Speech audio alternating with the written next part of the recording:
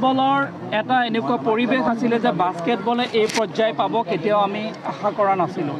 কিন্তু সকলোৰে প্ৰয়াস, মাননীয় মুখ্যমন্ত্ৰী ডক্টৰ হিমন্ত বিশ্ব শৰ্মাৰ চৰকাৰৰ যিখিনি সহযোগিতা আৰু বাস্কেটবল ফেডাৰেশ্যন ইণ্ডিয়াই যি ধৰণে আমাক সহায় কৰিলে, আমাক আণ্ডাৰ-23 প্ৰথমবাৰৰ বাবে নতুন ফৰ্মেটত বাস্কেটবলৰ নেশ্যনেল চেম্পিয়নশ্বিপ অসমত আয়োজন কৰিবলৈ তেওঁলোকে সুবিধা দিলে।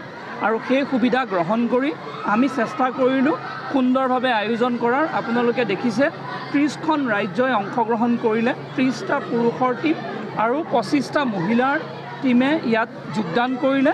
আৰু হাৰিয়ানা আৰু পাঞ্জাবে ইয়াত ফাইনেল পালে। আপোনালোকে দেখিছে তামিলনাডুৱে মহিলাক ফাইনেল জিকিলে আৰু হাৰিয়ানাই পুৰুষত ফাইনেল জিকিলে। খুব উত্তেজনাপূৰ্ণ খেল আৰু যথেষ্ট আমাৰ খেলুৱৈসকল উৎসাহিত হৈছে, আমাৰ সংগঠকসকল উৎসাহিত হৈছে। আমি সকলোকে ধন্যবাদ, কৃতজ্ঞতা জনাইছোঁ। আৰু অসম বাস্কেটবল এছ'চিয়েশ্যনে নতুনকৈ গঠন কৰি ইমান সুন্দৰভাৱে আয়োজন কৰাটো আমাৰ বাবে ঐতিহাসিক মুহূৰ্ত। আমি আশা কৰিছোঁ যে ডক্টৰ হিমন্ত বিশ্ব শৰ্মা ডাঙৰীয়াই যেনেকৈ খেলৰ এটা পৰিৱেশ অসমত দিছে, সেই পৰিৱেশক যাতে বাস্কেটবল এছ'চিয়েশ্যনে আগবঢ়াই লৈ যাব পাৰে, তাৰ কাৰণে আমি চেষ্টা কৰিছোঁ। অসম টীম আমি খুব নতুনকৈ ইয়াক বনাবৰ কাৰণে চেষ্টা কৰিলোঁ আৰু আমি খুব ভাল পালোঁ যে অসম টীমে খুব ভালকৈ প্ৰদৰ্শন কৰিব পাৰিলে।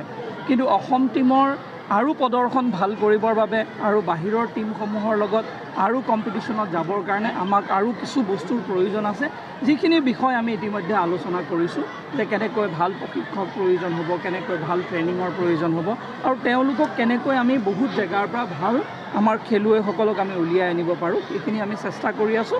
আমাৰ বিশ্বাস যে আমি সেইখিনি কৰিবলৈ সক্ষম হ'ম। আজি ছাকচেছফুলি প্ৰথমবাৰৰ কাৰণে 25 বছৰৰ মূৰত আণ্ডাৰ-23 বাস্কেটবল নেশ্যনেলছ ইয়াতে অনুষ্ঠিত হৈছিলে। আৰু বহু বছৰৰ পিছত ইমান সুন্দৰকৈ হ'ব বুলি আমি আশা কৰি গৈছিলোঁ, কিন্তু তাতকৈও বেছি খুব ভালকৈ হৈ গ'ল। আৰু আজি ফাইনেলছখন হৈ গ'ল। আজি ফাইনেলত আজি সুন্দৰকৈ গোটেই টিমখিনি আহিলে আৰু গোটেইখিনি এতিয়া আজি শেষ হৈ কালিলৈকে যাবগৈ। আশা কৰিছোঁ যে আছাম বাস্কেটবল এছ'চিয়েশ্যনে যিখিনি পদক্ষেপ লৈছে যে বাস্কেটবলটো আগুৱাই লৈ যাবলৈ, এইটো এটা আমি আৰম্ভণি ষ্টেপ। বাস্কেটবলৰ এটা এনেকুৱা পৰিৱেশ আছিলে যে বাস্কেটবলে এই পৰ্যায় পাব কেতিয়াও আমি আশা কৰা নাছিলোঁ। কিন্তু সকলোৰে প্ৰয়াস, মাননীয় মুখ্যমন্ত্ৰী ডক্টৰ হিমন্ত বিশ্ব শৰ্মাৰ চৰকাৰৰ যিখিনি সহযোগিতা আৰু বাস্কেটবল ফেডাৰেশ্যন ইণ্ডিয়াই যি ধৰণে আমাক সহায় কৰিলে, আমাক আণ্ডাৰ-23 প্ৰথমবাৰৰ বাবে নতুন ফৰ্মেটত বাস্কেটবলৰ নেশ্যনেল চেম্পিয়নশ্বিপ অসমত আয়োজন কৰিবলৈ তেওঁলোকে সুবিধা দিলে।